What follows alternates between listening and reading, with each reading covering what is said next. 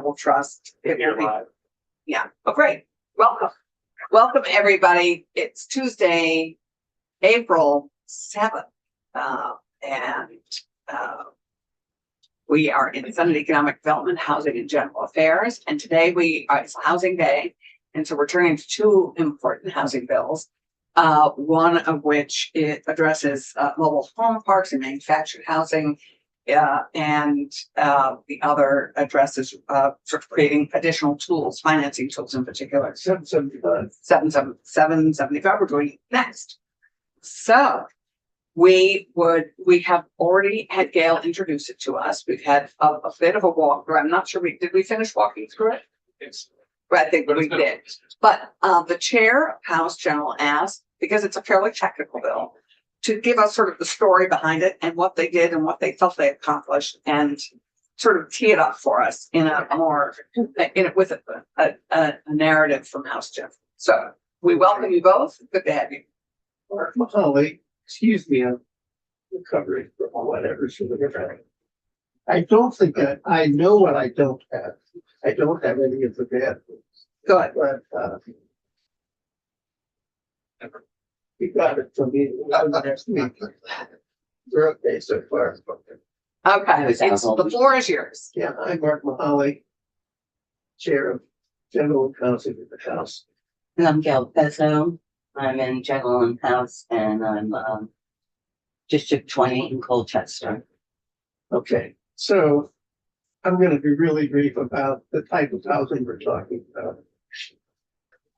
You know, what really got us interested, aside from the fact that Gail's an expert on this because she lives in one of these limited equity cooperative mobile home, now known as manufactured homes,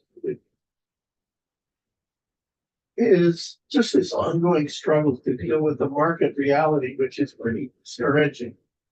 And the market reality is that free market cannot provide housing that the average Vermonter can afford without subsidy. Period, right? We're always up against this. And this manufactured housing, both of them kind of mobile home variety, but generally at the moment is the only type of housing in Vermont that an average Vermonter actually can afford. When we took a tour of manufacturing, what you think of as a double wide, remember single wide, double wides. We looked at a double wide that had a nice living room, a really nice dining room, a mud room with a washer and a dryer and high-end appliances, heating that was close to net zero, heavily insulated wallboard, not plastic, wallboard walls. A really nice ensuite bathroom, the whole thing 185. And you plant it maybe 225. So that was where our interest came from, is that, wow, this is affordable form of housing that's affordable. So what we discovered is that this housing has been caught forever because it's sort of caught in between two whole different legal regimes. One is the legal regime that covers things that move, like cars or trucks or trailers, things like that. RVs, these things are personal property. And the whole regime is a personal property regime. The way they're thought about, the way the lawyers think about them, the way they're licensed, taxed, everything is its own thing. Right. Then you have what we're all familiar with, which is real property, housing, not personal property, real property. Fixed. Which is sold. Movable, fixed. Fixed, which is sold. So the movable ones, when they're sold via a bill of sale, and the UCC, Uniform Commercial Code, govern, and you pay sales tax when you buy things. On the other hand, real property is in the regime of you get a deed, you own the thing. If you get a mortgage, you don't get a personal one, you get a mortgage. It's just a different world. So what we found is we found ourselves engaged in what is a national effort, and we will hear this from Q. They're really good. They're not that kind of in the middle of Vermont, but it's a national effort to try to get the world up to speed and realize these things are really like real property. They only 1% of them ever move. They're planted on foundations now. Their code is governed by HUD. The Housing and Urban Development has a code. It's rigorous. These things, the newer ones now, appreciate just like stick-built homes. They're like homes. So they are, really are. So our effort was to join the effort nationally to move in that direction. However, So national effort to create parity. to really move that towards real property and get out of the personal property world. However, as you will hear from Christie and the bankers, we were warned and heard it elsewhere that although more and more lenders, including you'll hear maybe from East Rise, there's really great lenders now who are really working to offer mortgages, real property mortgages to these people at rates that are maybe a little higher, but not too much higher. You have to have 20% down, you have to qualify, and there are people who still do not qualify. And who really, their only recourse is personal property lending. And so the bankers urged us, don't go all the way. Don't eliminate the other option, the personal property option. So the bill is technical in the sense that we were forced to get way into tax law, real property law, UCC law. We were advised by being heard from bankers in this area, etc. But the bill itself, in the end, I don't think really is that complicated. On pages long. What it really does is, at this point, Randy, it's a good time for me to say what the bill really does.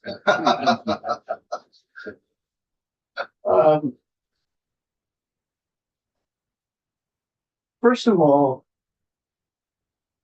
in the tax regime, we really wanted to avoid the double taxation problem. Because the way the world works now, if I go to Fecto Homes and buy the mobile home, I have to pay sales tax, which is not inconsequential. Then, when I plant it, I pay real property tax. And so the way it works now under this bill is if I buy it as real property, Fecto Homes and give me a deed, I'm Ways and Means spent a lot of time with the tax department. They made modifications and they're good. They respected the intent of the bill, but of course we didn't spend all the time they do with the tax department. We couldn't eliminate the sales taxes, but if you buy it as a real property, you don't pay sales tax. You pay real estate transfer tax, which is the way it should be. And then year after year, you pay property taxes. So you pay the PTT on it. You pay the property transfer tax, but you don't pay sales tax. Do we know the difference between on a $185,000 home? What that difference was? You don't pay sales taxes, which would be Right. consequential. You do pay property transfer tax, which is very big. How do they compare to the sheriff's question? It's two different taxes, purchase tax, which just the. Purchase. It depends on the land value. If 2.25, if you include the water charge. First, like 100,000 is exempt. No, it's one. It's not, The property we'll transfer get, we'll tax, get packed the and then we'll go through. PPP tax is Yeah. pretty low. If But it's real, primary. much lower than the. So how does it, so that's one option. That's They one can buy it as a option, okay. real property, they get a fee, they don't pay sales tax, they pay the property transfer tax. But if they choose, who If people chooses how? have to buy it, The and bank, if they go and they decide to make it personal loan, if they buy it as personal taxes, they're exempt from 90% value is exempt from the calculation of your sales taxes. So that's the question is who In other determines, words, if you buy it as real property, you don't pay sales tax. right? You pay property transfer tax. If you buy it as personal property, you pay sales tax, but 90% of the value is exempt. So you're only paying sales tax on 10%. Who determines whether it's bought as real property or personal property? so that would be the bank or whoever the lender is. If they see that you don't qualify for a conventional mortgage, then they would offer a personal property. I can't see why anybody would want to take out a chattel loan if they're eligible for a regular mortgage. Because there's not only is there a difference with the sales tax, but there's a difference with the interest and the term So you And use the term protection. Gail. I've and never heard. protection. You used the term, I don't know. Chattel mortgage, Yeah, personal, I've never. personal loan. Chattel. Yeah, I don't particularly like, No, it's an but that's what it's term. It's, I wish that they would stop calling it that. I think it's when you buy the dining room set and you take out a loan on it, personal loan, and they, of course, they take it away from you. Right. You do that, that's called a chattel mortgage. But I had- the thing is that, the only other wrinkle I would add in answer to your question of who determines it. It's not, the world is not as orderly as we would wish. No, really? Sometimes people just, I decide to buy her, I'm a private party, she's a private party. I go to her and I say, I'm gonna buy your mobile home. And here's 50K, give me your mobile home. Very often, she just gives me a bill of sale. Nobody even knows about it. On a napkin. On a napkin, unless they go to a bank. I need financing, and when I go to a bank, then they straighten it out, but one way or the other. The other area of this bill, so that's one big thing it does, try to straighten that up. The other area is a significant part of the manufactured home parks, mobile home parks in Vermont are cooperative. And the term is limited equity co-op, which by the way is not limited to mobile home park. It applies, you can have a building with 20 units that is a limited equity co-op. And it's just a form of cooperative owner, it's a form of ownership, it's co-op. And this bill, there are anomalies in the law that deal with limited equity co-ops. And this straightens them out. It has a section on what you can sublease for because the law made no sense before. It made perfect sense if you were talking about a big building with units in it, but it didn't make sense if all you were talking about was a mobile park with your little ground rent. It just made no sense. I'm not getting into it. Right. And it also, one of the major problems that mobile home parks, if we are still not learning, keep slapping my hand, manufactured them. One of the biggest problems they face in the real world is that they were all built in 20, 30, 40, 50 years ago. Their infrastructure is falling apart. Yes, we have addressed this in this. And It's a they big need issue. a lot, it's a big issue, and they need a lot more. One of the ways they get the money is through grants. And when a limited equity co-op applies through the grants, their registration with the Secretary of State has been messed up historically. And nobody knows quite, well, what animal are you? Are you a nonprofit? No, they're a co-op, they're not. But they really look like a nonprofit. So there's a section here which was heavily negotiated. That just basically says for purposes of state grants, you look like a nonprofit. You're considered as one. If requested. So anyway, that's, I think, in terms of big picture, without getting into the weeds, which are weedy. So What have I want to, forgot? so the focus on this bill is pretty much LECs that are on leased land. The only two things that are in the bill are purchasing it originally from a dealership. And then the other one, which is a great one, of being able to place a manufactured home anywhere that you can put any residential home. Yeah. Other than that, the rest is about leased land, because you had mentioned about the land value. So it's in an LEC, and the reason that I wanted to do a bill on LECs is because I live in one, and I lived in it when it was private. And you took it into LAC land. Right. So we're a cooperative, and we're a limited equity, How many homes? 250 where I live. Oh. We're the second largest I in was gonna say Vermont. that is, And it's also a unicorn in an enchanted forest. It's a beautiful, beautiful park. I did forget one important thing. wait, did you finish what you No, were she trying didn't. to say? Go ahead. And that's okay. About Yeah. land value? So the land value, when you live in a LEC, you own the home. And you are taxed on your home. That's another thing that they call that personal property, but it's real property. It's a fixed. And you're taxed equally, proportionately to everyone else in the community in your town. Of course, because their value is less, it's going to be less taxes that you're paying into each town. But proportionately, it's the same as down the road with somebody who owns a stick-built house.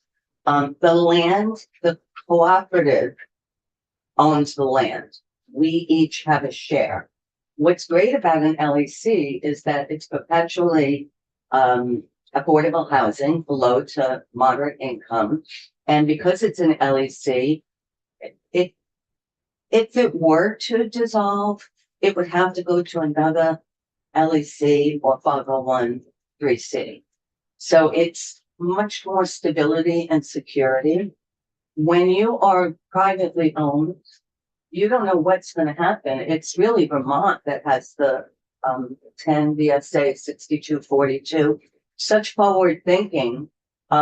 This is how to save people their homes. When we were converting, we didn't know what was going to happen. You only get 18 once the developer buys it. You get 18 months and you have to either move your home or you lose your home. So it's a lot of stability and security for people that live in them currently.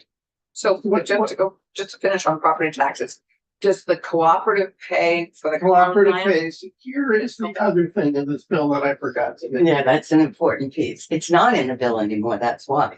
Oh, that's right. Yeah, but it's being taken care of.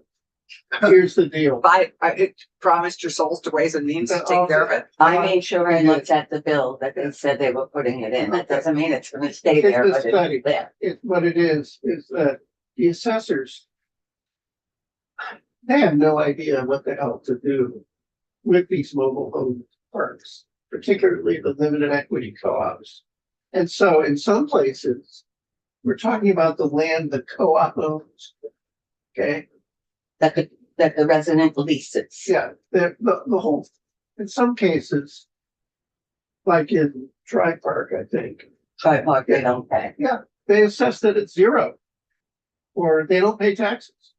Because So they pay taxes on their house. yeah, but the But not on co-op any doesn't land. pay taxes at all. The co-op doesn't pay any No, taxes. no, because it's kind of like valued a at condo. zero, because they can't, there's no commercial value because they can't sell it. It has no resale value. It has to be passed on to another co-op. It's like a nonprofit. On other places, the assessor says, oh no, and they assess them a lot of money.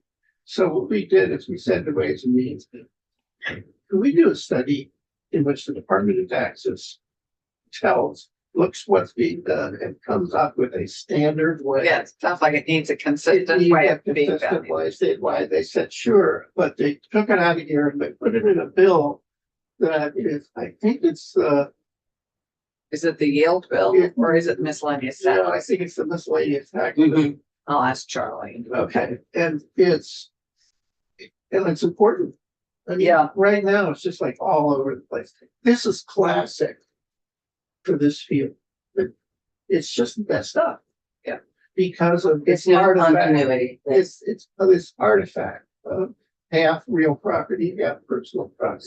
So on the nonprofit no tax status, many of our towns vote on a schedule of like every 5 years or something for individual properties to not be taxed. Right, Obviously, religious institutions that's statewide, not taxed. right. But often with other unusual properties, we all vote in town meeting to continue to have something non-taxed, and we assume that onto and spread that Spread that around. common good.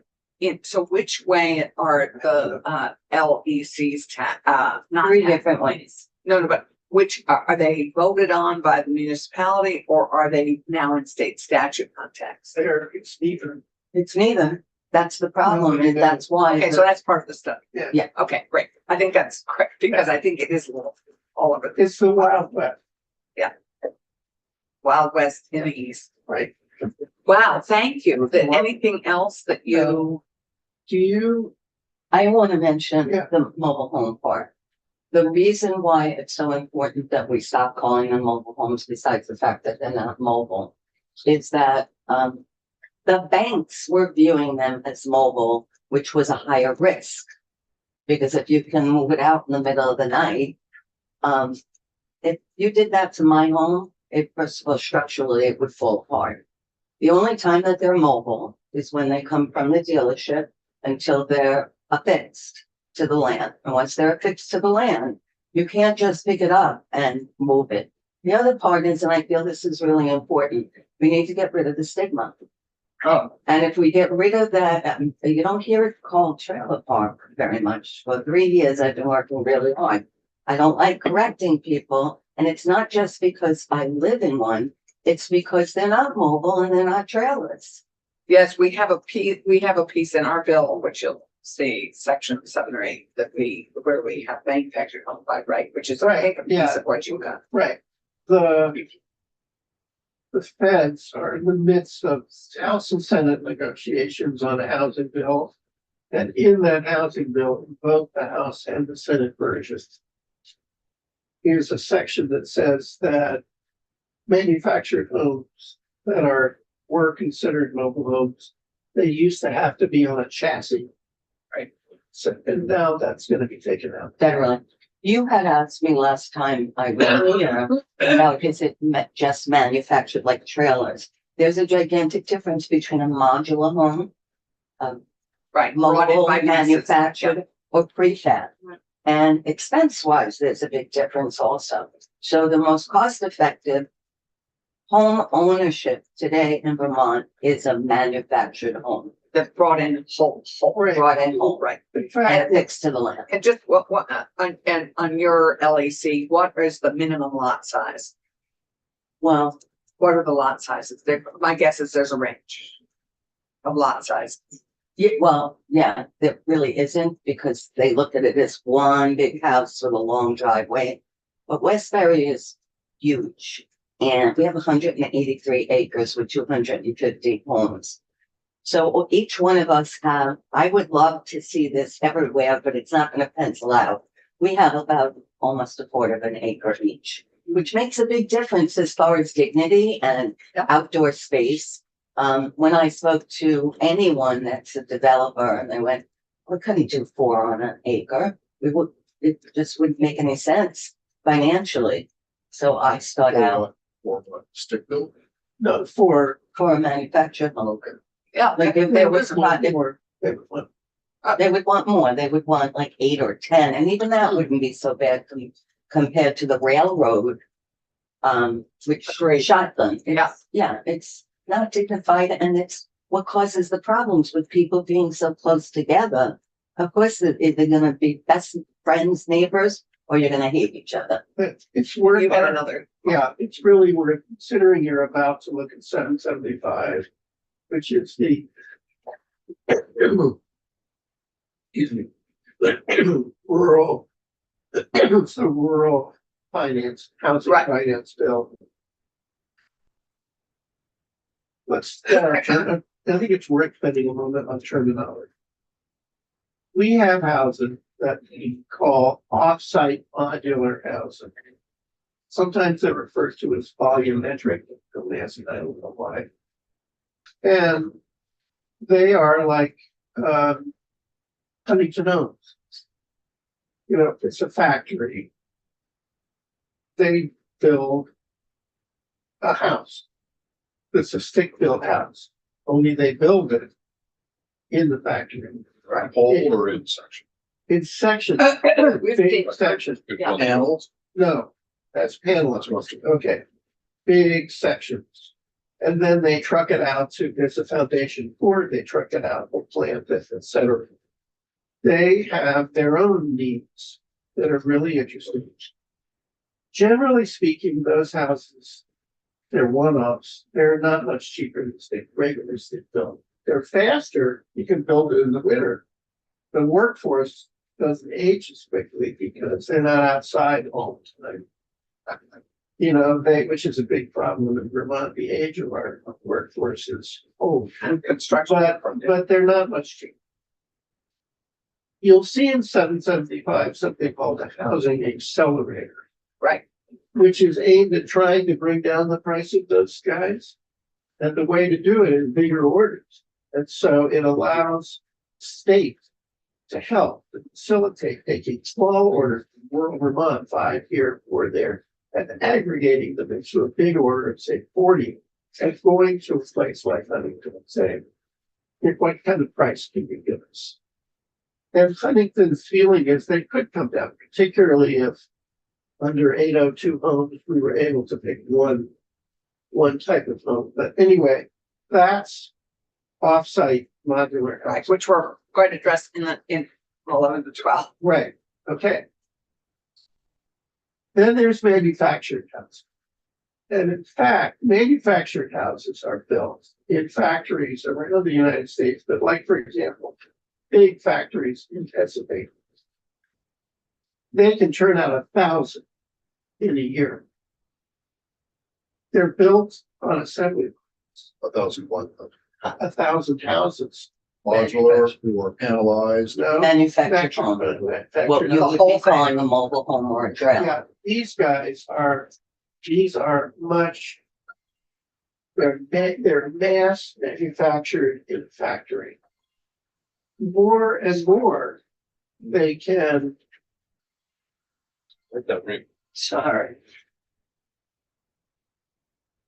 They produce double wides, they produce single wides, but I have looked at the catalogs that people produce.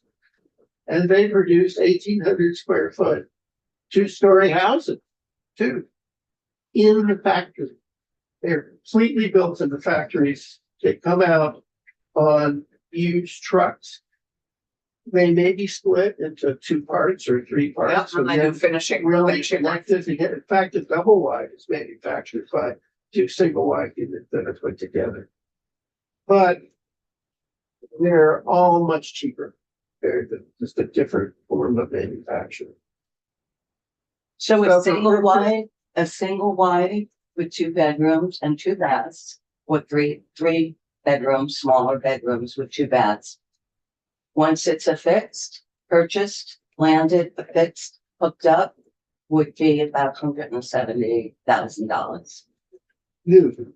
Including the land costs or the land cost? Not the land, Not the least. on leased land. So I think we're gonna see, and then there's, forgive me for going through all this, but I was confused with. So you have these off-site modular houses, like a nutty, Which is what we deal with in 775. right, that are stick built. Then you have manufactured houses that are the size of single wide and double wides, and then you have the other manufactured houses, which are even bigger. And then there's a third category, which is just other techniques, other building techniques that are emerging to make homes easier to build. And one big form of it that you mentioned is panelized.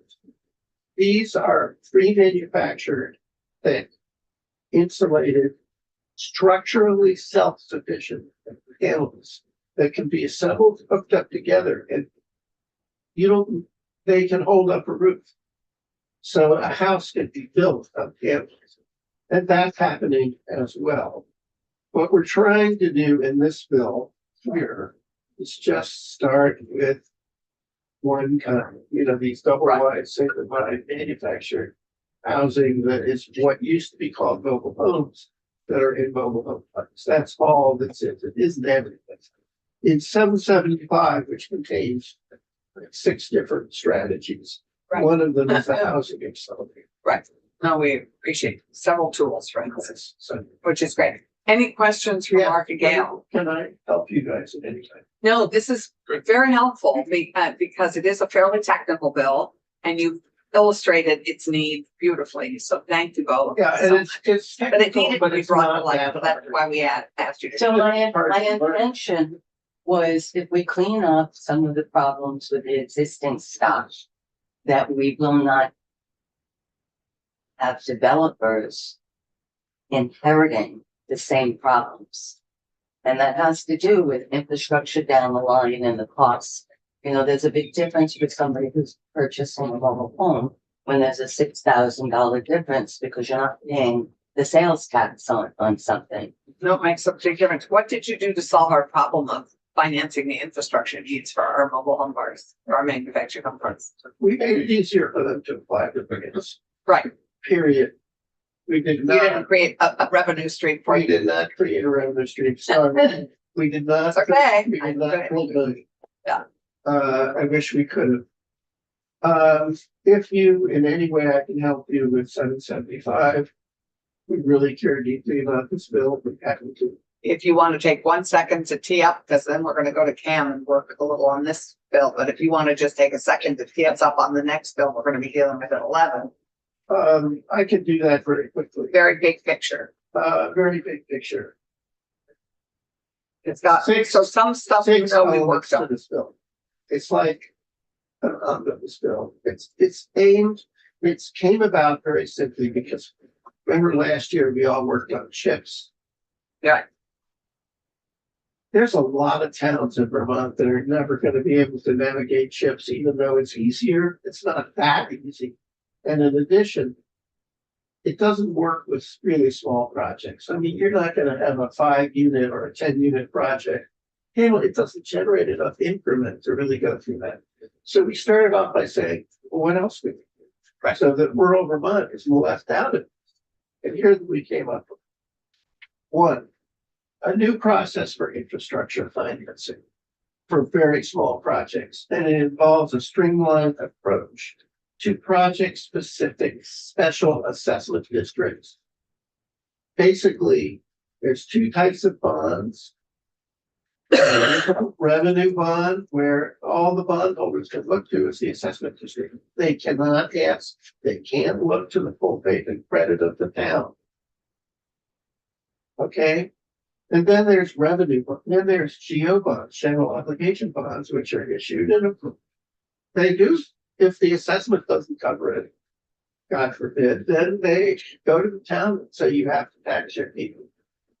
So with things that are revenue bonds, where they cannot look to the town, only look to the source, no vote. Okay, that's one change. So there's only a vote with the full faith and credit of the town. The second increases the treasurer's 10% from Vermont. Right, which we worked on and sent you. You did too, and you sent it over to us. And then the next is the modular and manufactured home accelerator, The offsite accelerator. and it authorized, one thing is in our bill is the treasurer's 10%, which went to 12.5%. 1% of that can be used to backstop bulk orders. Serve as a credit facility to backstop these small orders aggregated by the state. And the reason is, I just felt, I put myself in the shoes of like Huntington. I'm gonna use Huntington as an example. The state comes to them and says, do we have a deal for you? We have an order for 40 houses. Well, the beauty is the developers are gonna pay for those 40 houses. The state doesn't have to pay. But they're small orders. It could be 10 developers. Huntington Homes, if I were them, I'd say, how do I know I'm gonna get paid? These are small fry. They're not big developers. Maybe I have no fact. This allows the treasurer to say, state backs up those deals.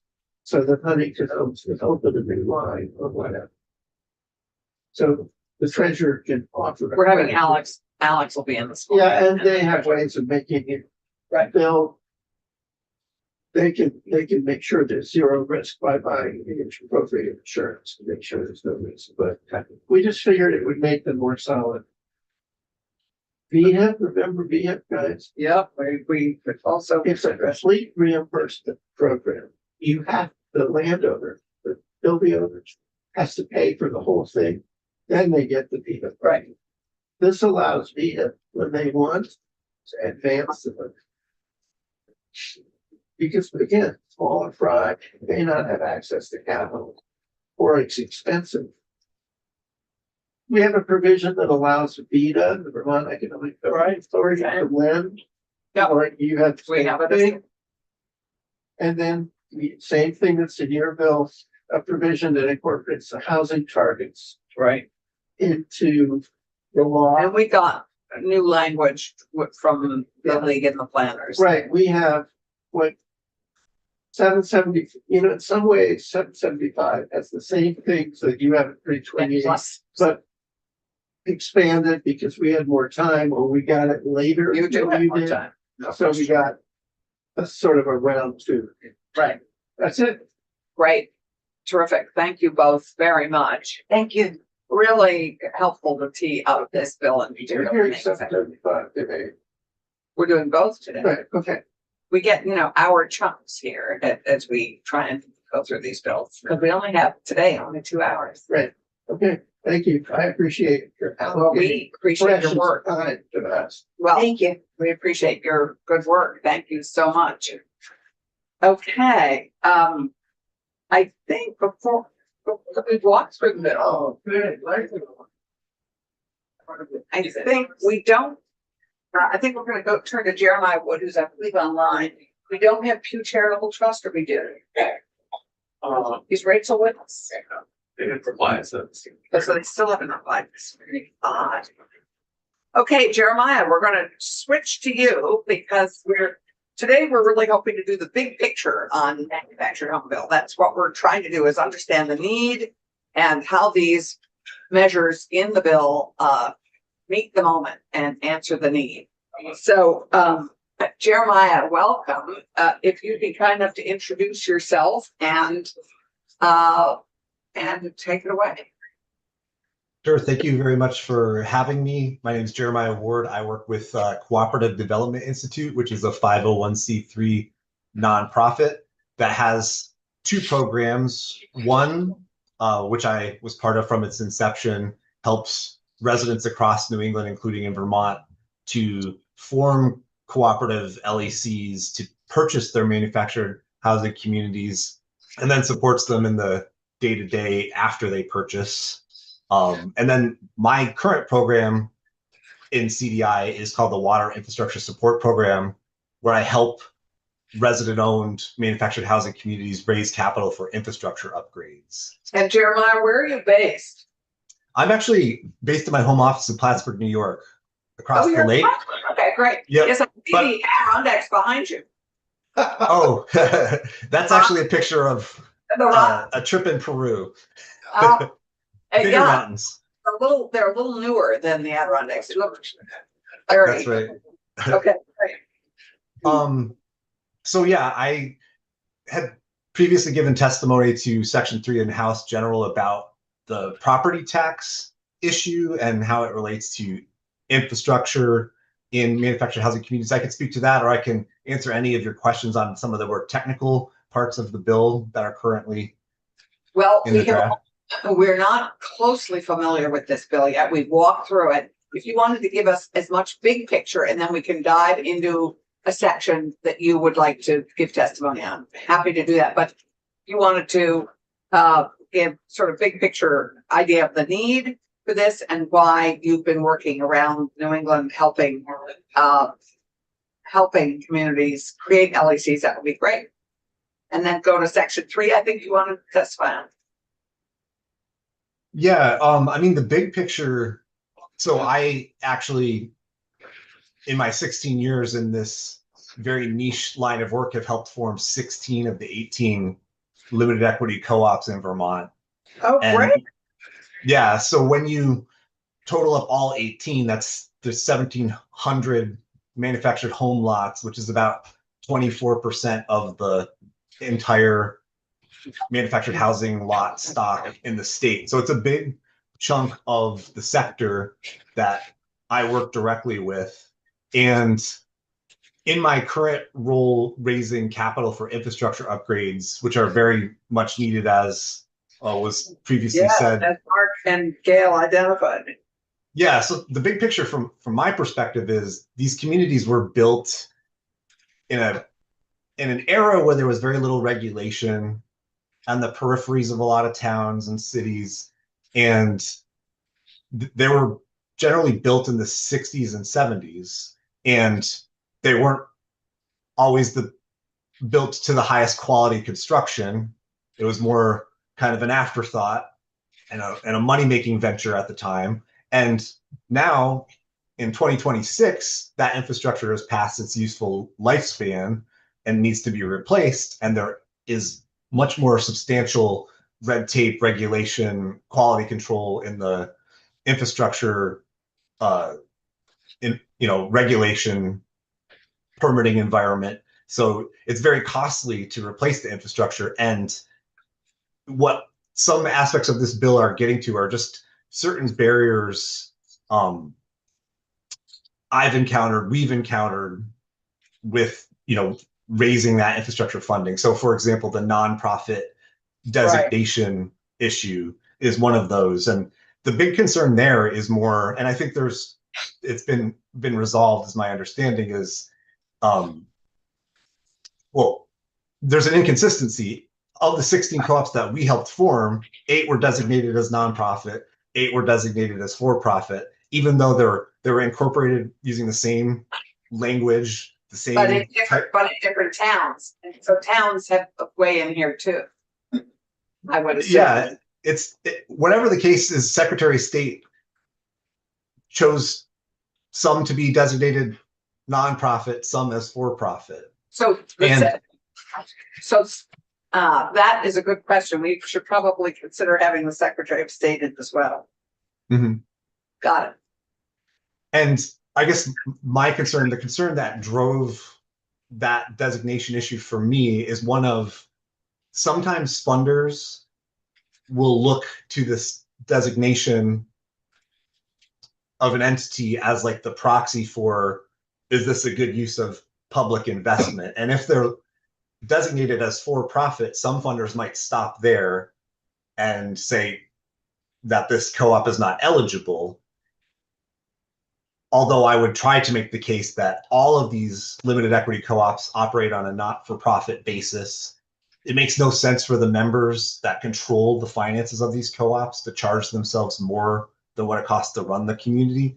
And so more savvy funders will respond to that argument, look at their governing docs, and agree with me that they are a public purpose. But there's always a concern that some funders will just look at that designation and stop and not offer a funding source to a needed project. And I think the language that's been added into the bill as it's gone through committee, where it specifically talks about, these are a public benefit, these LECs, I think that will be enough to assuage that worry that that I have and what we've experienced over the last several years. So with your many state perspective, it would be curious for us to hear. Yes, we've reduced the barriers for them to apply as nonprofits for these infrastructure grants, which are so desperately needed in so many of our manufactured home parks. But given your other state perspective, can you share with us how other states are financing the infrastructure needs of these manufactured home parks? That could I bore you with minutia, but Vermont is, of the New England states, Vermont is one of the better set up states to support manufactured housing communities. There are some, it's interesting, other states, the ones that are more progressive and have a more diverse array of funding programs available to co-op MHCs are Vermont, Maine, and Rhode Island. And then other states like Massachusetts are much further behind. I would say, though, even in the case of Vermont, that I think it's worth pointing out is that a lot of infrastructure funding flows through federal programs that are really designed for municipalities. Take, for example, the Community Development Block Grant Program. Right. In that case, a co-op, which is a private entity, has to convince their municipality to apply on their behalf. And that can be a dead end in many cases because a municipality might also want to pursue community development block grant funding for another project. So in our experience in Vermont and across New England is, sometimes towns get it and they realize this is an important form of affordable housing that needs to be preserved. But other times they just have, an infrastructure project in another corner of their community that takes precedent, and that just creates a dead end for our co-ops for funding. Right. What's nice about Vermont is there's two EPA sourced programs, the Drinking Water State Revolving Fund and the Clean Water State Revolving Fund, where in Vermont there's a path for co-ops to apply directly rather than having to ask their municipalities to apply, which Right. makes Vermont ahead of other New England states. But there are always programs where, a municipality can apply, but a co-op can't without their support. That causes an issue for us to fix and fund some of these much needed upgrades. Got it. So you want, I'm just cognizant of our time. I know Chris needs about 2 minutes. So if we can give you another 6 minutes or 7 minutes on the sections you wanted to address specifically. Anything further on the sections that you wanted to address specifically?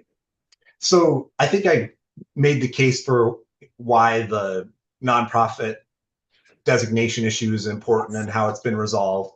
The other, I'll leave it to others to speak to the titling of manufactured housing as real property versus personal property.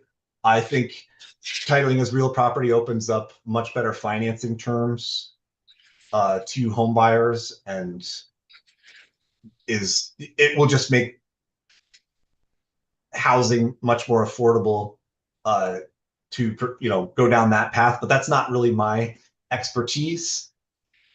I will speak to the subleasing part, which is very technical and probably boring. Quickly, that would be great. The subleasing part, what section? Yeah. For those of us who are trying to follow along. Oh, I don't have it up in front of me. Okay. It's the Cam, what section is subleasing? Well, that's okay. Just talk to us and we'll find it. okay. So, like was mentioned prior to me joining, What? the subleasing language was originally put in Sorry. title. For the committee and the public, it's on page 8, the subleasing piece. Yep. Yep. So there's a requirement in Title 11, Chapter 14 that upon forming a limited equity co-op, the articles of incorporation have to have if there is a sublease situation, the sublease can't be greater than 110% of the proprietary lease of the member. And that was intended for stick-built apartment housing co-ops and doesn't make sense for manufactured housing. In manufactured housing, a homeowner that's a member in their proprietary lease, they're paying essentially lot rent for certain services like plowing, trash. Yeah. Yeah. Sort of full tennis courts, whatever they own in. Yeah, right. But then personally, outside of that proprietary lease, they're paying a mortgage, insurance, and an electricity bill. And so that language of the 110% restriction on subleasing doesn't make sense, because if a homeowner of a manufactured home in a manufactured housing community needs to move away because of the, whatever issue, they need to find someone to rent that home and not only pay the lot rent for those manufactured housing community expenses, but also pay for those other housing expenses like a mortgage, insurance, the electric bill. And so the original language in the statute didn't cover, was never really plugged into how MHCs are structured. And so this bill clarifies that and solves for that. Right. Terrific. Anything further? Do you work with our wonderful CVOEO a lot on helping communities create LACs and take them co-op? Yes. Right. Yeah, Nice. have been for many years. They're great. Yeah, they are. We're very lucky to have them. Well, thank you very much. If feel free to stick as Chris Delia comes and testifies. Chris is going to, as our resident banking advocate, is going to come and join us. And feel free to stay and add your 2 cents after Chris is done. Okay. Welcome, Chris Delia.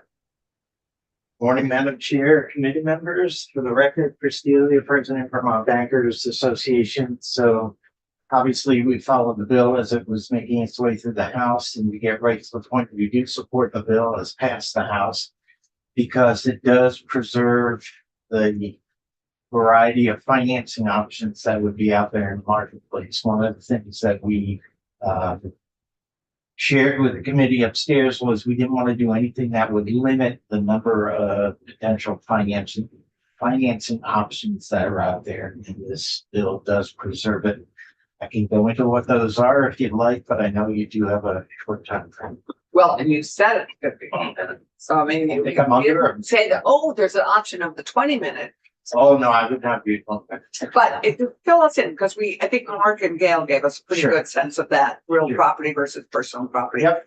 And this not great term, chattel lump, which Right. is really a horrible term. Is So- that in statute anywhere? I don't know. Well, ask Pam.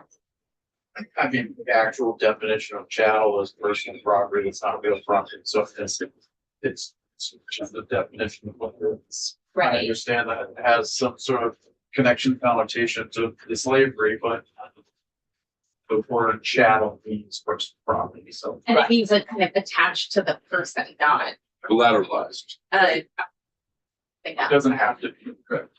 by the asset, the personal property, it's not collateral to the loan.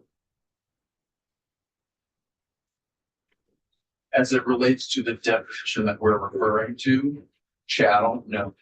But typically, if you get some sort of personal property loan, there's likely to be some sort of security in the property itself. Right. So why don't you give him Sure. your time, give me 5 minutes.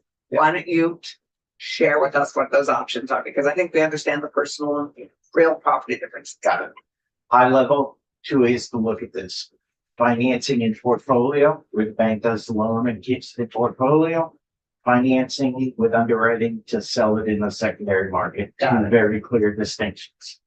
In the case of manufactured homes, I have institutions that will finance them only as real estate, regardless of where they're located. It could be in a leasehold park, it could be on their own land. I have others who will do a hybrid. If you own the land and you're buying the unit, they will finance it as a real estate. If you don't own the land and it's, leasehold park or on leased land, they will finance it as personal property. And then I have the final category, which is a handful of lenders that only finance them as personal property. So those are the three broad categories that are out there, whether it's banks or credit unions, we approach it in very similar ways. So So this, I guess I'm not clear on what the third one is. You said the real property option, the personal property option, and and I have some banks that if you're in a leased park, they only finance them as personal property. Or, excuse me, if they're in a non-leased park where you've got a private owner and there is no ownership stake that the individual unit owner has in that property, they will finance as personal property. My apologies. so it's like, that's kind of like a subset of the personal property. It's a qualified. Yeah, I create a park and I'm the private owner of the park and I lease lots out to the individuals. I'm the one that owns the park and not the unit owner. So in those cases, I have institutions that treat it as personal property. Different financing terms. So they're absolutely correct that if you could do real estate mortgages, you're going to get better terms, longer terms, lower interest rates. But the reality is we want to preserve as many lenders in the marketplace.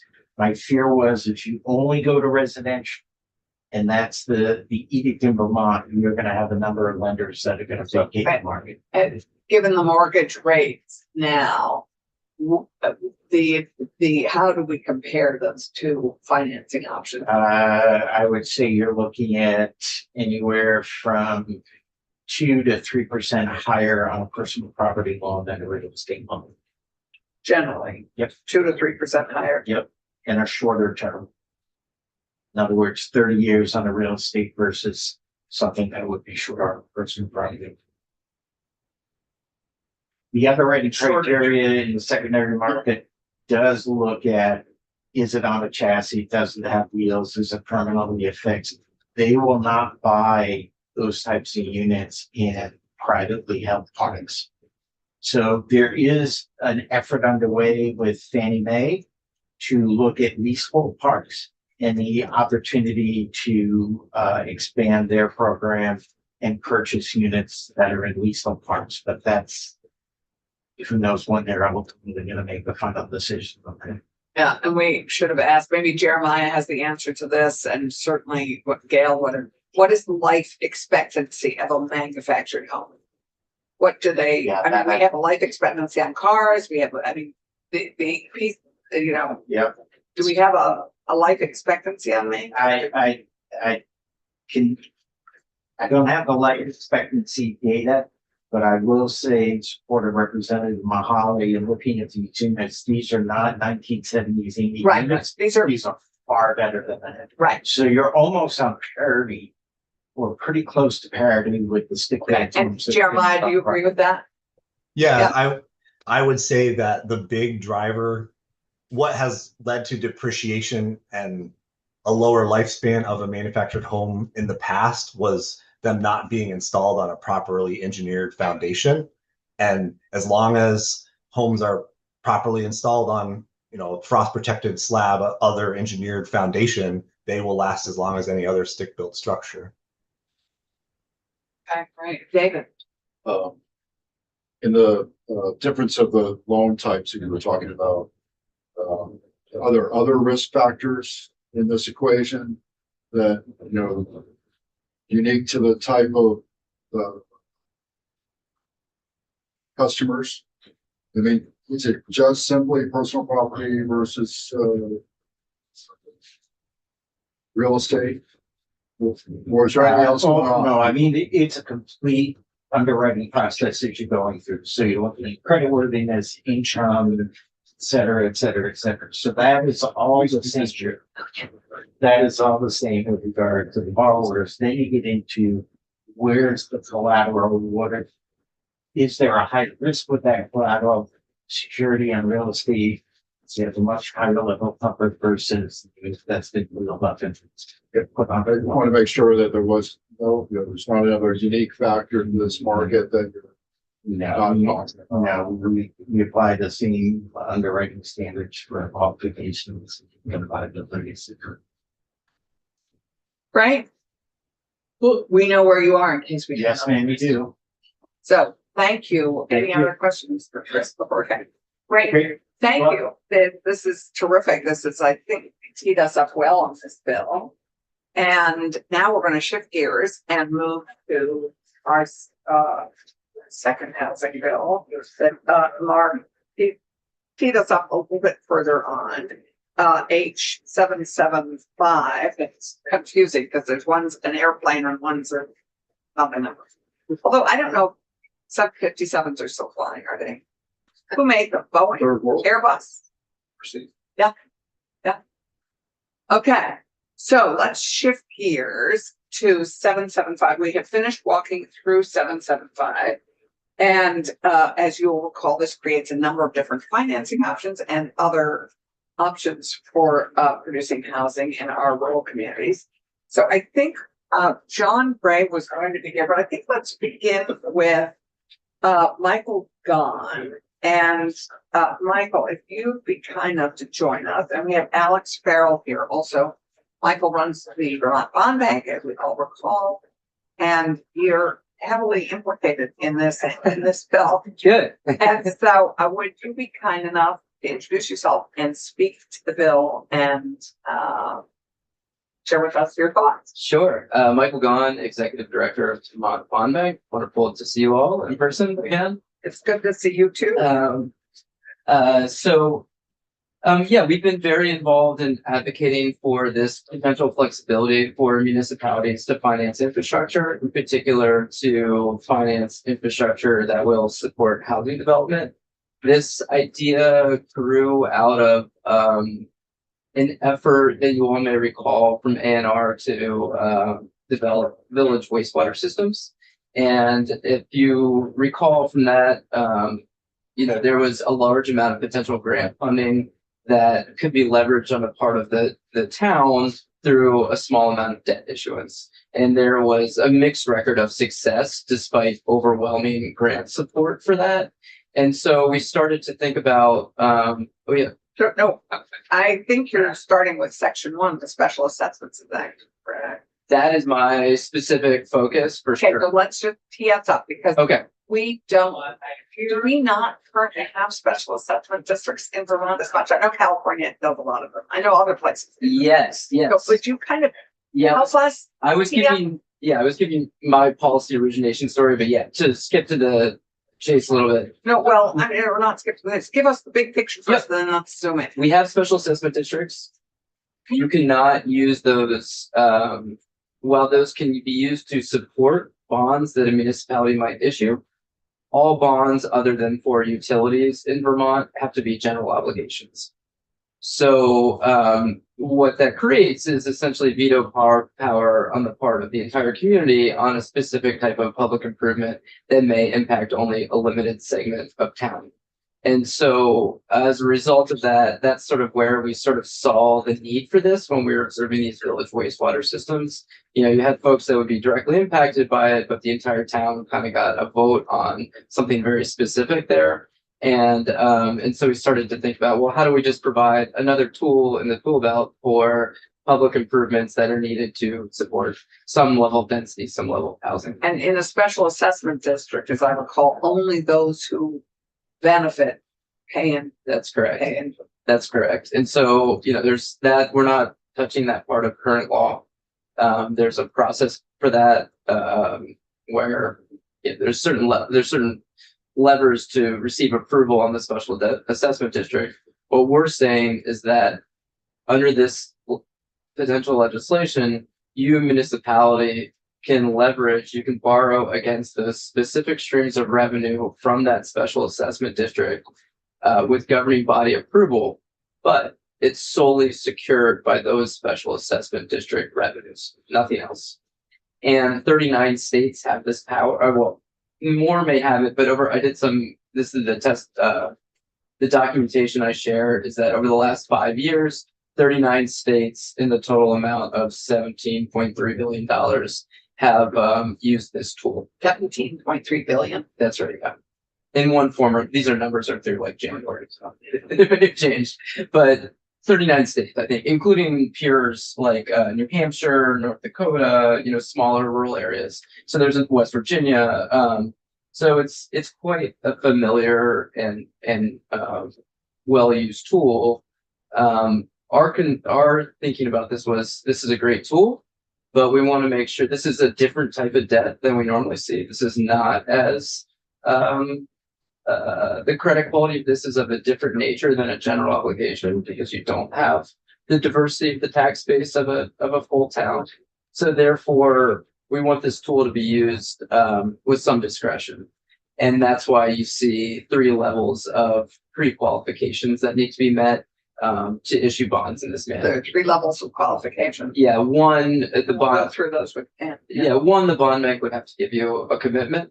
So, you know, we're obviously very vested in making sure there's not a lot of bad municipal debt around the state. 2, you would have a flat BBB rating from a statistically recognized rating agency, like Black triple bond. a BBB, so lowest investment Are grade. so each town has a bond rating? No one has a rating other than Stowe and Burlington currently. But we're What are they saying rated as? Burlington is AA2, Stowe is AA3. That's Moody's, and they all have their own unique system. So Stowe is higher than Burlington? No, Stowe is 1 notch lower. Oh, it's 2? It's AA3, which translates to a AA minus. Okay, Whereas- we're not gonna yeah. work that, so. Got I it. think for this purpose, what you need to know is that investment grade is generally considered BBB minus. And we're saying 1 notch, 1 rating category higher than that at flat BBB. Okay, And the reason it's, you know, we want to provide options like the bond bank. We hope we're involved in a lot of these with the housing fund that you all were generous with us last year. We think we can accommodate a lot of this debt, but if there's other options for municipality, by all means, they should go and pursue that. And then the third one is no surprise. It's a commitment letter from a regulated either credit union or bank. So we think that provides some guardrails on this, without there being an explosion of speculative grade debt in the state. But I think the takeaways here are those that will benefit from the infrastructure pay for it. We don't create a new unit of, you know, some states approach this problem by creating new, what are called special districts, like a new form of government. I mean, we don't want any more new forms of government. So we keep it at the town level. And then we have, you know, guardrails around how and when this is used. And it fits into an existing framework under existing law with the special assessment districts. so in a community that may serve the common good to have it, but the inhabitants may not be able to afford a special assessment. I mean, they, on top of what already, they need to be being charged for rent or Right. lease, whatever. Let's take a manufactured home community that they could do a special assessment to create an LEC or whatever they're gonna create. And they may not have the ability to, I mean, they'd have to have probably a long time to do that. Right. How do you deal with communities that may need this infrastructure, but may not be able to finance it as easily as? That's good. It's a good question. On one part, that's sort of status quo, but on another part, this does, I think, provide some additional flexibility. So, number one, there's a mechanism under current law by which the affected properties have to approve it. So, from a government's level, we're not suggesting any changes to the way the current framework for special assessment work. But what this does is, particularly with the bond banks programs, in particular the what we call our housing infrastructure loan program that you all helped us out with a grant last year, is that we can get those into a municipal financing bucket, as opposed to because So that's it's a much lower rate. exactly. Got it. And even though it's only secured by those special assessments, that's still higher priority than any other type of lien. So that's, So when you're talking much lower rate, what rate are we talking about? I mean, right now, I mean, listen, I can't explore all the options. We only have $7.5 million under this special fund, but we're putting that money out at 2 3/4%. which even compared to our other more Two conventional And programs, 3/4. 2.75. And even compared to our more conventional programs, that's still a percentage and a half discount, which, you know, those are already very low.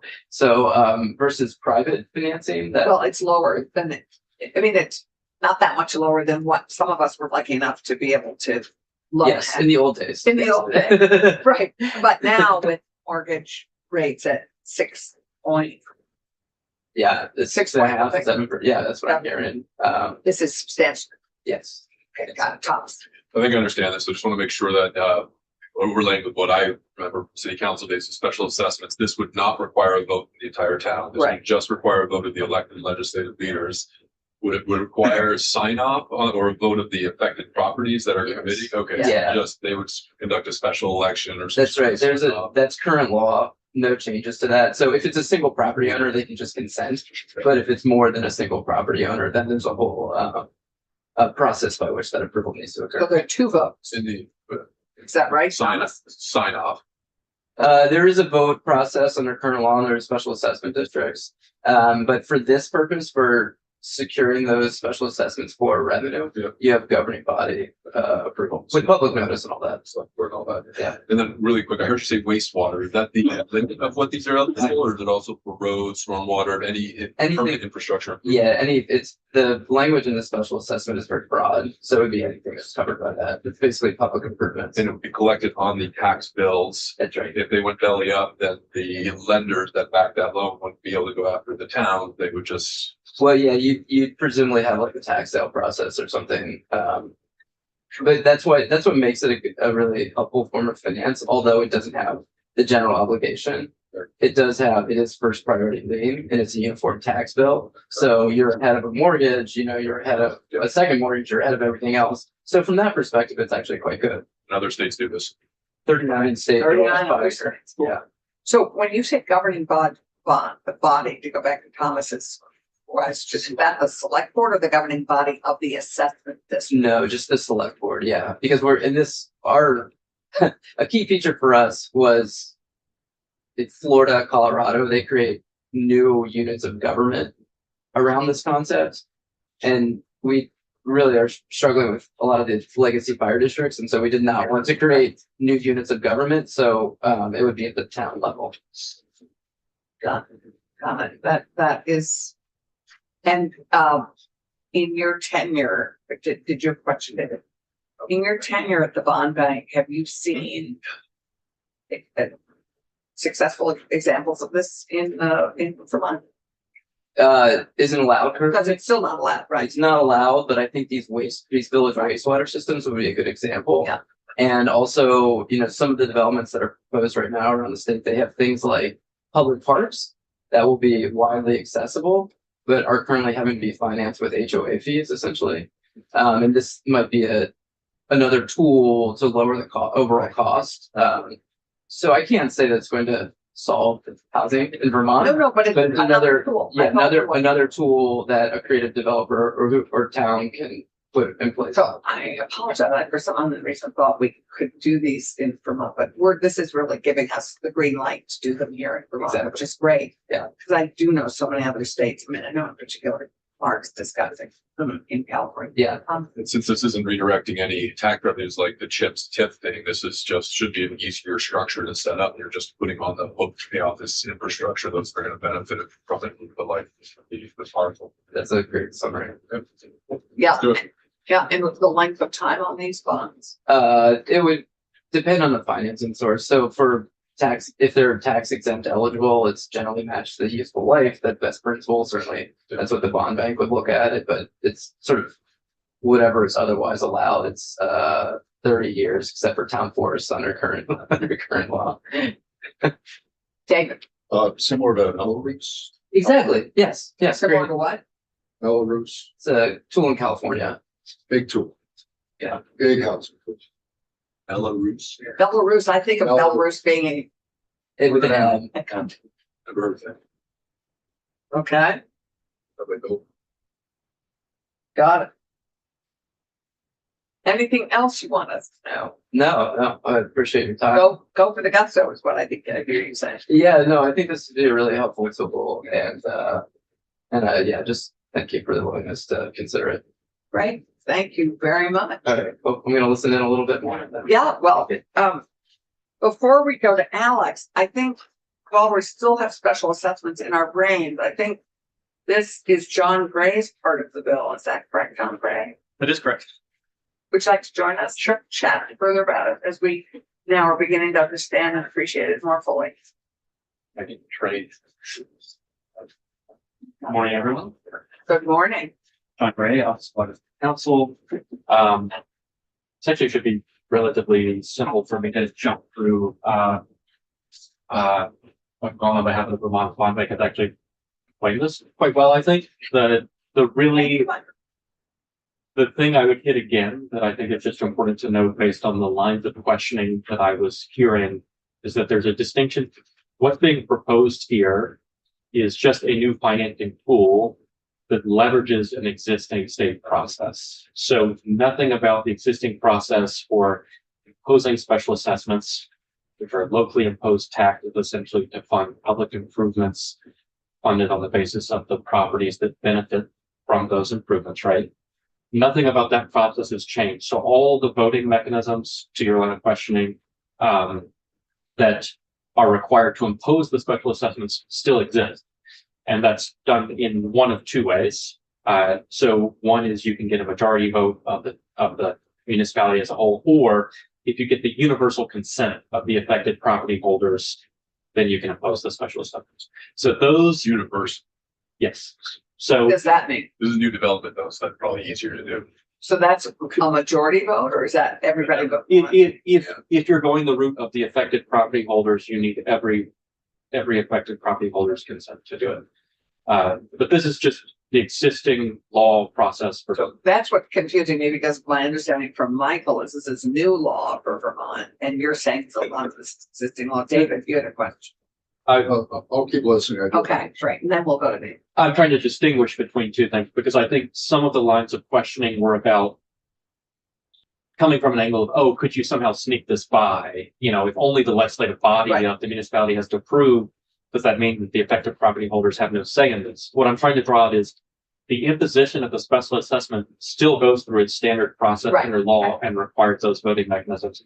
This is a new measure to provide a new Right. financing tool, and all that it does is provide a revenue bond that is backed by those special assessments, meaning it's not a general obligation bond, which would allow the holders of the bonds to compel a tax levy rate. That's what we're typically concerned about and would require special votes in those instances, is that you can affect all the property taxpayers to have a general obligation bond. But for a revenue bond, the only recourse that the bondholders have, the only funds that they have access to are those special assessments. And so what this is doing is not disrupting anything about the existing special assessments process. It's saying if someone could use this as a financing tool, it's now available, and it simplifies the problem that Michael Gahn identified, which is that you may require majority municipality consent to do your general obligation bonding. And so this simplifies the process of financing by offering these bonds. But again, you would still have to impose the special assessment through the standard processes in statute. And if it's helpful, I can pull that up. I will say I am not an expert in the way that special assessments work. This is really a limited tool and a limited section that happens to implicate broader things, right? No, I appreciate that. David. So I appreciate this conversation because I've always been curious why Melrose the concept wasn't instituted in Vermont. So now I Is this say Melrose or Belarus? with an app. Oh, okay, that helps me. Belarus. I was thinking this country was like. So just for a couple seconds, California uses it for housing developments, infrastructure, the new roads to serve those large developments, new schools, new police stations, new fire stations. So it's like comprehensive. So if you're going to buy into that large area, you pay Melrose simply taxes for whatever the term is. My question is, you mentioned property owners voting, but if this is in advance of development, who votes? If this is in advance of development, so you would, So you're not gonna build unless you have this infrastructure, you know you have a bond, you're incentivized to go, but there's no development yet. It's, it's greenfield. And so who votes? so in that case, again, the question you're asking is about the approval for the initial assessment of the special assessment, I think. And so it's still the same, it might be that it's the majority of the municipality, let me just pull up. Or it might be the majority of the select board, because it could be the governing body. But the That's, payers are only the ones who are living in the proposed Right. development, not the rest of the community. Right, They're they may- exempt. Yeah, maybe that development, they would have had to have signed up and been part of it, Mike. So there's no Yeah, development. I would just say, I think the likely use case for this is sort of what you're identifying, where you have either a large property owner, either like a brownfield or greenfield or something like that. And they say, we know we're gonna have these infrastructure costs because we're the master developer and therefore we consent because this isn't their, and it's just them. So the master developer would consent, they would go to the board of whatever the municipal board is. Okay, got it. Yeah, exactly. And that's the use case. I mean, the pejorative term for these are dirt bonds. In Dirt others, bonds. dirt bonds, because they occur before any development has occurred. Oh, right. And that's where it becomes speculative grade, and that's why we wanted the guardrails on this. But Florida, Colorado are very common, in addition to California, for using it in that context. Just to crystallize this point, so those new developers are locking in the future owners to these repayments, and that's why it's easier to get universal. That's right. As opposed to everybody else is already in the community having to pay for that infrastructure, for that development. Which is the issue we have with stormwater, so we have these HOA, non-existing HOA parcels that are all on the hook, but they don't have an organized structure to pay it off. You can't just put a special assessment on there without everybody agreeing to it, but that's a separate conversation. Okay. so I think that likely addresses the big concerns that folks had, but just to reiterate, because I came in a little bit after testimony had started on this. The pieces that are included in this section 1, they set up what's required for approval and issuance of these revenue bonds, and that's approval of the legislative body of the municipality. We have the standard call out language that it's issued for an essential and governmental purpose, often test bonding language for tax purposes. The big language that you want for protection purposes, although it's implicit in the title revenue bond, is subsection B, which says that a revenue bond issued pursuant to the section shall be payable solely and exclusively from the special assessments levied on the properties to be served by the improvement. It shall not constitute general indebtedness of the municipality. No holder of a bond issued under the section shall have the right to compel any exercise of the taxing power of the municipality to pay off the bond. So that's drawing out the distinction between revenue and general obligation bonding. And then C, this was really included the Vermont Bond Bank's suggestion. I think you've already heard all these pieces, but it requires that you meet one or more of the conditions. Either you receive a commitment letter from one of these sort of reliable financial institutions, or you receive that minimum investment grade rating from a nationally recognized ratings agency on the issuance. And that is it. It's a surprising amount of fairly modest language for a big new opportunity. Trying to read the language, but it's just easier to ask you. Does this just apply to residential development, or is this also for stadiums, commercial developments? I think this is. Or convention center. I think the answer to that question is the question of what assessments can be used for. And so special assessments may be under Title 24, Section 3252, may be made for the purchase, construction, repair, reconstruction, or extension of a water system or sewage system, or any other public improvement that is of benefit to a limited area of the municipality to be served by the improvement. And there's a call out for this special section. Where is, that's the. That's not included in the act. I'm just talking about existing law and special assessments. If you want the call out for that, I can give you its Title 24 section. Would you send us that email with that section? Sure. That'd be great. Thank you. So I can see the convention center times, you can just, on every entry charge, you can have a special assessment Big charge. ideas, right? Right. I guess. Always think of here. Any other questions on this? I just sent the committee a link to define Melrose. To Melrose. Just so you kind of have a sense of it. other states do. Right. Well, thank you, John. Anything else for us to think about as we go through this? So otherwise, we're gonna shift to Alex and move to not the second section, which is the treasure. We'll have the treasure back in, but this offsite construction. Michael and John, thank you very much. More to follow. Thank you. As needed. Dirt bond. I love this idea of dirt bond. Dirt bonds, dirt bikes, dirt everything. So more to follow, but thank you. This was really very helpful. Yeah, I'm just gonna listen out. Alex, Morning. welcome home. We are now focused on section 4, I believe, unless you have thoughts on sections 1, 2, and 3. All that Because you're welcome to comment on everything thus far. I appreciate it. Very supportive of section 1. Was just being discussed. On section 2, the only thing I'd offer, I don't have a strong feeling either way, but on the changes to LIAC, and I'm looking at the top of page 3.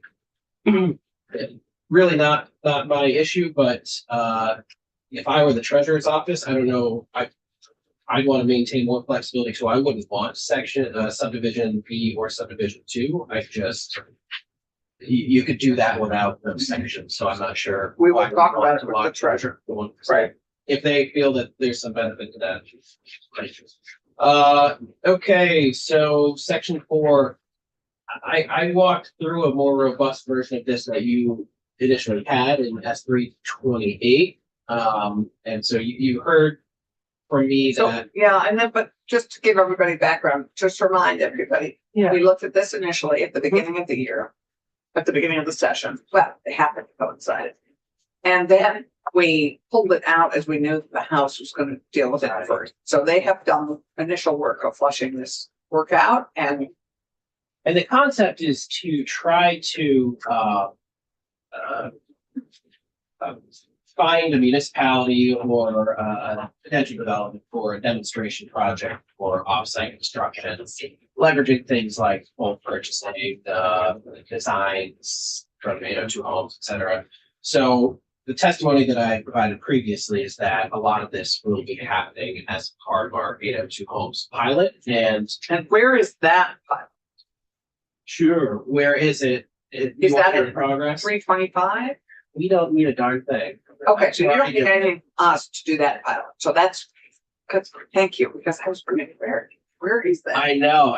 Well, So I'll you don't amend that in a need us moment. for that, but you need us for this. Well, let me say, let me frame that differently. A lot of what's captured here are things we are doing anyway. Now, what this does, it asks that we report back on lessons learned from whatever pilot, particularly not just any 802 homes pilot utilizing the catalog, but particularly this is asking us to report back on lessons learned from any of those pilots that utilize modular. So we're engaged with communities right now, both pilot communities who have developers that want to take on a pilot project with 802 homes, as well as other communities that are reaching out to us to ask how they can participate in the 802 homes catalog and potentially utilize it for development. So we are confident that there will be demonstration projects moving forward. And all of the elements that we're asked to consider here are things that we would have lessons learned on. Now, the caveat is not every 802 homes unit, nor will any development utilize the catalog be modular necessarily. So we don't know for sure, especially not bringing state resources to bear. We can't ensure that a modular demonstration project will go forward. So we have no way to sort of make that happen, mandate it. We are. Well, you could have included it in the budget. That's right. There was no budget. There was no appropriation So- to make that happen. That was a choice. I mean, we could have been. Right. There's no appropriation to make this happen. So what I would offer is happy to have this all stay as is. So the concept is you were going to talk big picture of what this section of what the offsite construction accelerator pilot is. And Sure. how it funnels into and supports 802 homes. Sure, it's really tangential, but it's a way to demonstrate how this catalog of 10 homes and 802 homes could be utilized to support modular construction because it gives manufacturers some assurance that if they both produce one of these 10 designs, that there will be a market for them because there's regulatory avenues to support them. So I guess I'll just offer. We are largely indifferent to this section. We're happy to report back if, in the event that we are successful in getting a community to do an 802 homes demonstration project utilizing modular. But I'll just provide the caveat that we have no way of making that happen. So However, there might be conceivably a public-private partnership on this, conceivably. absolutely, And so to have this is a benefit and gives us space to do that. Sure. An opportunity. Sure, yeah, absolutely. Having this report back on the demonstration project. So I guess I'll offer that this doesn't necessarily compel us to do anything that we aren't already doing, except that it asks us to report back if any of those Right. are modular. What I may ask then is that the committee consider building in flexibility for us in the event that none of these projects end up being modular. We're happy to still provide a report back on lessons learned, but might not be from a demonstration project. Got it. And then my final ask on this would be that line 6 on page 6, just the Okay, date. wait a minute. We're gonna get us up to speed here. This is just a date as when the reports due. I'd ask that be pushed back a year. To 31. Line 6, so when the report. Oh, is- sorry. Yeah, so this would be November 15th, 2028. I'd ask, give us till November 15th, 2029. Development takes I think we have two longer. different versions. We have 3.1 and you have as. We have as passed by the House. Actually, we have as passed by the House, which we'll get to. Are you on 775? 3.5. So we'll get to as passed by the House. Okay. But it does say 2028. And so, okay, here's I don't mind considering that, but how are we going to ensure there'll be continued leadership on this? Sure. If it works. Yeah, I mean, this is one of, it's because it's a great. There's no question. I mean, how is anyone supposed to? I answer I that? would If it's add working at out, a little bit of a, how do we keep it on track with the possibly changing administration, Oh, I changing understand. leadership? That's what I'm asking, darling. Is that I'm hoping this will be we want to jumpstart this so that it's on track and in motion by the Everything I time do, this administration may be. I assure you that everything I do is with the intent of being sustained regardless of who has my job. Thank you. That was the answer I wanted. You're not leaving, are you? Yeah, he's not yet. Hopefully not. You all Not have to yet. confirm me every couple of years, so. No. That's All right. true, but we don't have to do it this year. We did it already. You did it already, thank you. So 2029 is your request. Got it? That's right. And then I do want to zoom out to answer a broader question that I think you asked before, which is what would we need to make 802 homes more impactful? Maybe I'm putting words here, but Right. Madam Chair. No, it's a key question. And in my opinion, to make bulk purchasing more viable and to really leverage what we're doing with 802 homes more broadly, it really would have been the language that I presented earlier in the session to you all, but was the jurisdiction of Senate Natural that was in our housing bill, which would have made the catalog of designs by right statewide. So I still encourage you all to explore that language. It's been discussed with various committees, so I'll just bring it up to you all again to consider. So, may I just maybe ask? Sure. What, you made the same request to House General. Why did they end up not doing? Well, I'll say both you and House General have the same conundrum, which is that both chambers' view of jurisdiction puts that, because it's municipal zoning change, in the jurisdiction of House Environment, their chamber, and then Senate Natural Resources, your chamber. If you are so inclined to dabble in municipal zoning changes, I would encourage you to open up. So then did Senate Natural discuss this They did discuss it. and chose not to do this? They chose not to include it in S 325, which would have been their vehicle to include it. I'll offer that.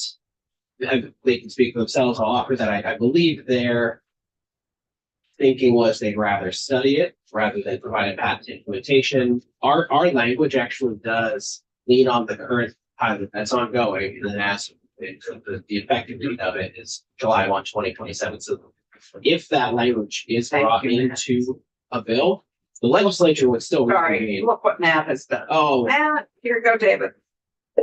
Thank you, Matt. You are just terrific. As passed by that.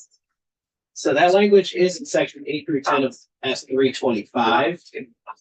And You want this? And if the committee were inclined to include those three sections of S 325 in H 775, the That they legislature. ended up not including it, 325. That's right. Okay, Well, no, I'm sorry. I said 325. It was not included in 325. It was included in the administration's bill, which right, which is, is not advanced, was not included in 325.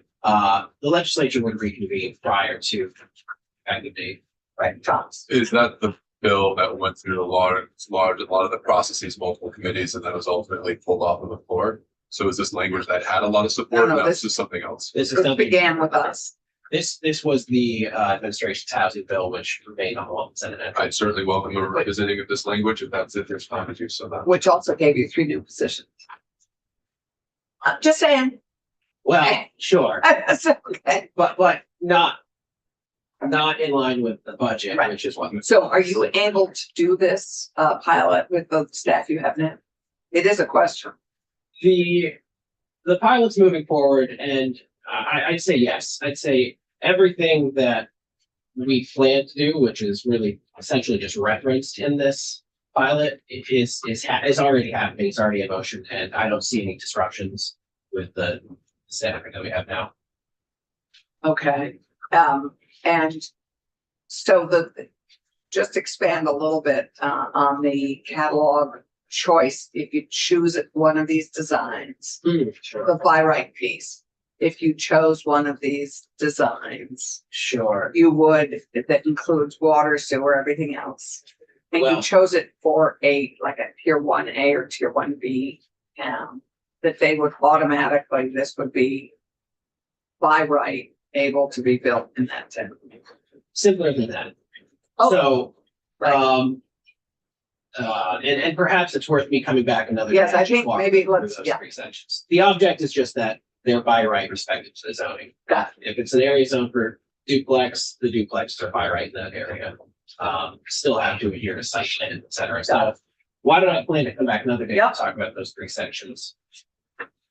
So that's the pilot. As I say, with pushing the date back and perhaps flexibility, recognizing that we have no way to compel any of these pilot projects to go as modular versus stick built.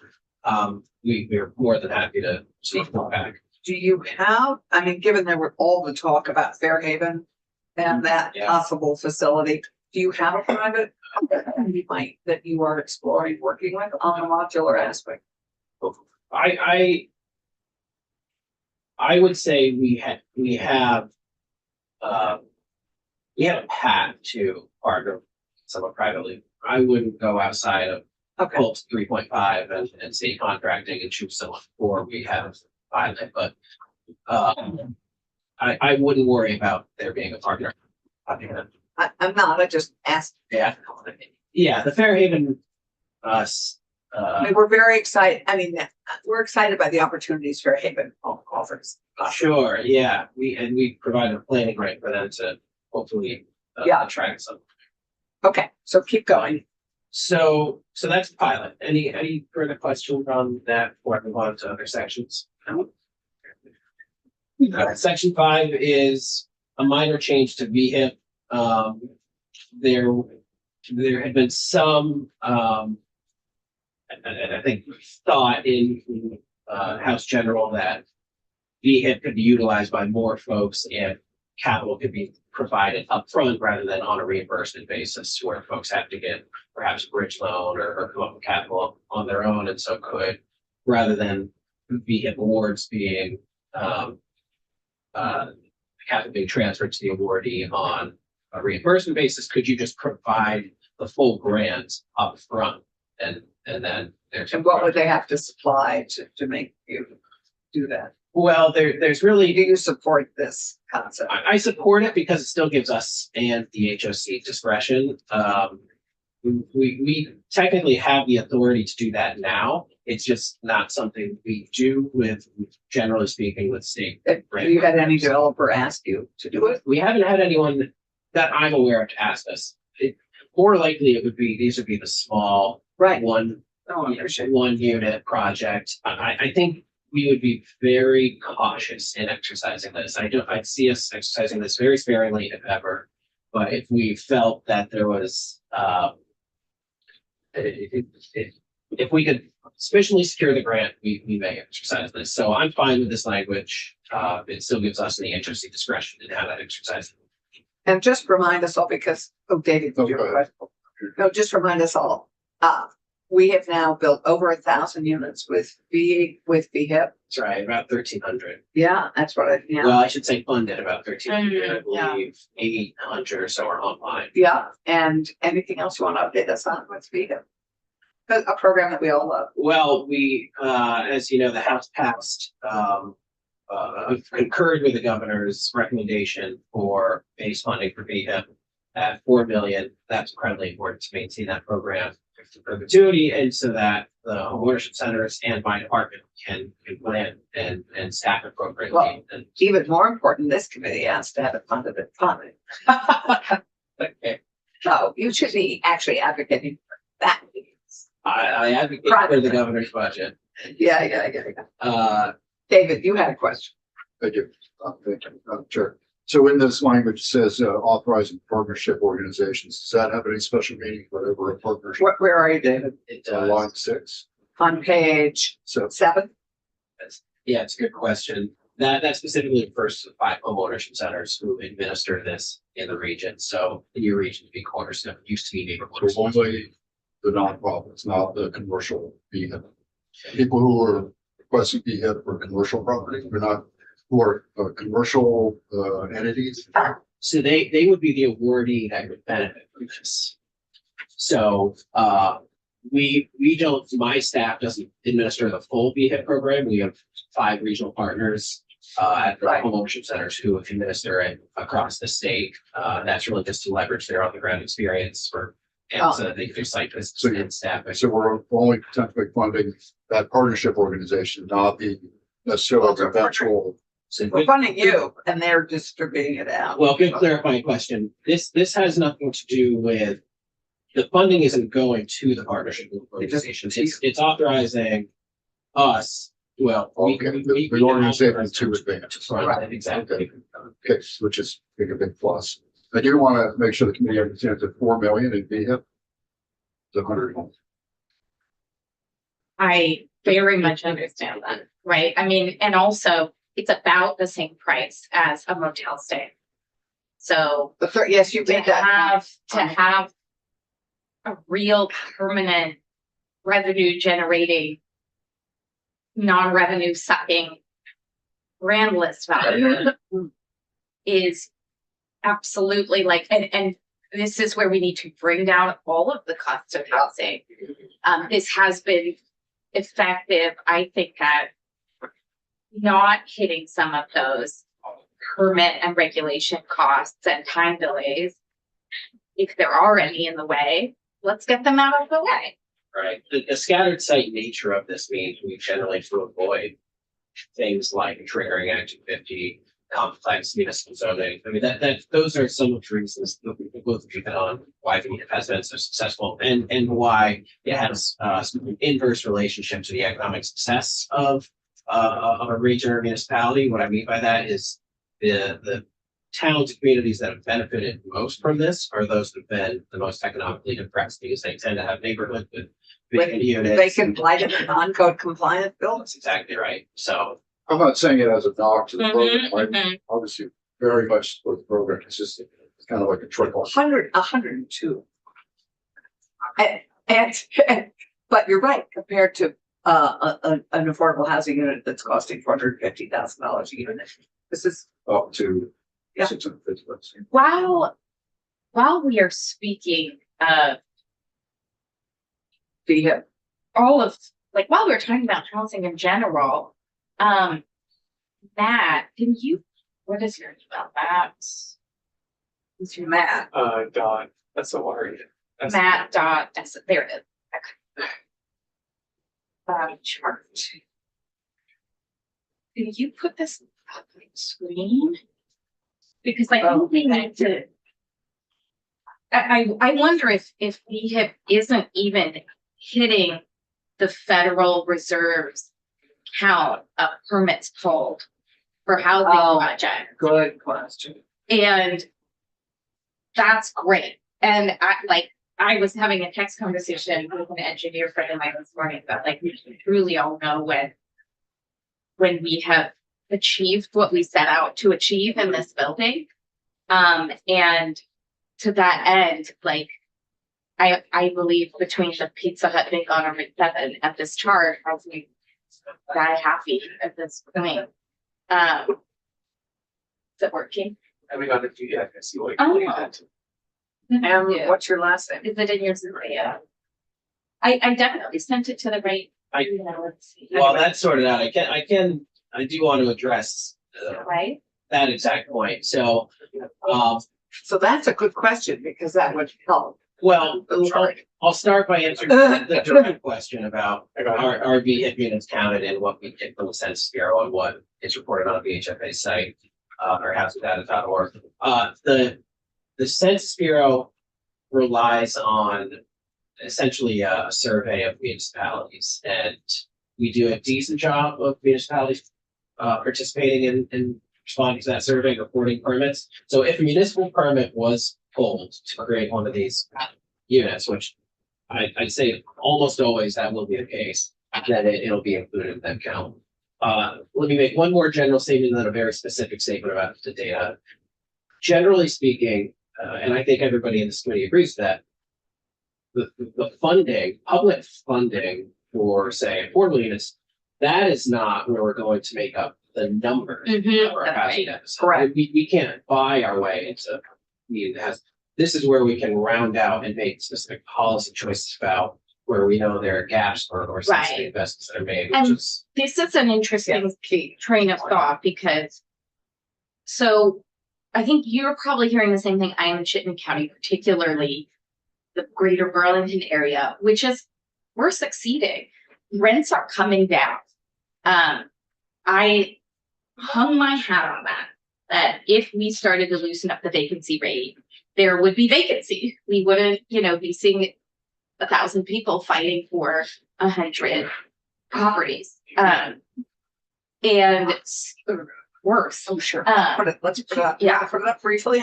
That'd be great. do we need to start tailoring these programs outside of areas where we have achieved a healthy vacancy rate? I'd say thinking about program design so that it will inherently be more effective in those areas that are less likely to succeed based on the market is smart. I mean, that is what was intentionally done. Mhm. I love this chart. Yeah. But you're saying, does this chart reflect the number of starts or permits? I mean, I am Or as because authorized by building permits, and it would be nice, maybe Senator Watson, who shared this with the Senate, would know better what we mean by building permits, because I think there's only a few municipalities where you pull a building permit from the municipality. Are those counted? Well, Are those, what's being counted here? sure. So I think when you look at the methodology in the Census Bureau's reporting, it's acknowledged that there's large margin of error in the Mhm. reporting. So to take these numbers too literally, I think is a mistake. I'm still happy about it. It's still great news. And they are still directionally accurate. And they're It's still right. a good way to capture what's Right. happening. We are working very hard to develop a far more accurate Yes. account of what's actually happening. And I continue to point people back to the housing dashboard, some of the changes we've asked you all to make for Yeah. us so that we can have more robust So if data. we go to the VHFA house dashboard right now, will we see a trajectory of success told on the front page? 100%, you absolutely will. Housingdata.org. Within, say, the Well, last, Zach can probably pull that up right now. if you were to just look at building permits over the last 10 years, you would see that. Now, Want to try and pull let me that keep up. going down that Mhm. thread. It's about our data. VFA's housingdata.org, I think. So our new dashboard that we have high hopes for to be much more accurate, we're going to layer on several sources. We are still only relying on one source while we now soon reap the benefits of some of the changes you made to statute. So I'll talk about that very quickly. So E911 data is sort of the core of the new housing dashboard, housing data dashboard. I went to the Fuel Your New Year's resolutions with housing data from Leslie. It's the link. Oh, sure. I don't know, because here, if you go down, it tells we'll leave more alone, but I might tell Leslie. So on the left is like a doom and gloom, like it's very upsetting. And on the right is, I just clicked it to see if it's like, Should we click it? and are go? we doing well? You know, like Is it that- would be nice to show people Good work. accurately at some point very Yeah. soon that are This is the this chart is working. Laura has shared with us, right? So here. let me, I'll try to answer the question with the data that I have. Yeah. The data shows the changes we're making are working. We haven't necessarily made changes at the scale, or let me rephrase that. The changes we've made haven't necessarily affected the outcomes at the scale we need yet. Right. And what we hear from some of our colleagues when we try to even celebrate this chart is which counties, Sure. right? And so that would be helpful. You know, we believe that VHIP is helping smaller projects in more rural population centers that have blighted property.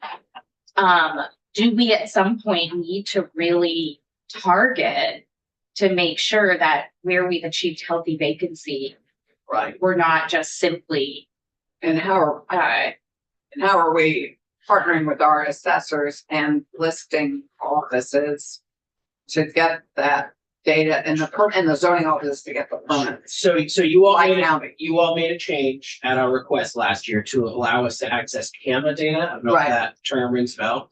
That will soon be incorporated in the housing data dashboard that I've been referencing. This is that other dashboard, so not the building permits, that new dashboard that VHFA is kind enough to also share through housingdata.org. But it's also published on the state website. And this is utilizing E911 data. We will soon be layering in CAMA data to add to the accuracy. And we also are trying to work with UVM to layer in satellite imagery to bring in just one more layer of capturing activity. Though the AI team at ADS is also trying to ensure that everything's deduplicated, so what one source brings in is checked by other sources. So that will, I'd say within the next year, be the most accurate source for exactly We will what's look happening. forward to seeing it, Jen. I appreciate that. It also, but to Senator Ron Hinsdale's point, it also includes in that dashboard a speedometer. How close are you coming to hitting the low end of the housing targets versus the high end of the housing targets? The county that's coming the closest to either hitting the low end, still not hitting it, is Lamoille County.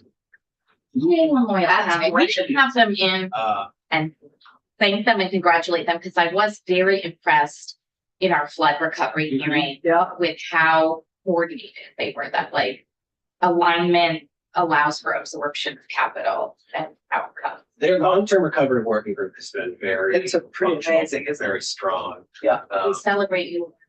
Yeah, Yeah. we're celebrating you. and deserve. And so Tasha. we are trying to incorporate both pieces of that.